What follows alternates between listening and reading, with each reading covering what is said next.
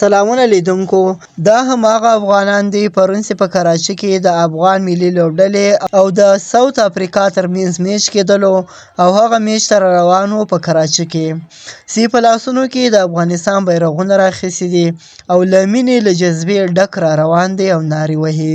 دغه ویډیو په سوشل میډیا باندې ډیره خوره سوې ده او ډیره وایرل ده. پرون راهیسې دغه ویډیو په سوشل میډیا کې یوه سمه غوغا جوړه کړې ده، خو بدبختانه افغان اتلانو دغه میچ وبایللو. یاد دې وي چې چمپیون ټرافي افغان ملي لوبډلې د سویلي افریقا په وړاندې ماتې ومنله. د کرکټ په چمپیون ټرافي سیالیو کې افغان ملي لوبډلې د سویلي افریقا څخه د 108 منډو په توپیر ماتې وخوړله. سویلي افریقا د ټاس په ګټلو سره لومړی د توپ وهنې پریکړه وکړه او د شپږ لوبغاړو په زیان یې په 50 اورونو کې افغان ملي لوبډلې ته 314 منډې هدف ورکړ.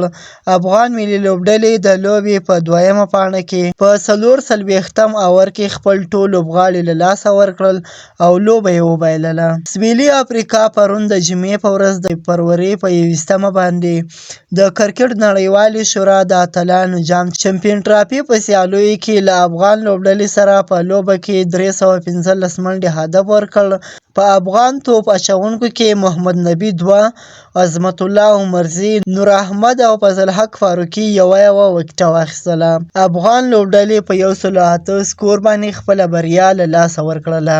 د نورو تازه معلوماتو لپاره له موږ سره اوسئ.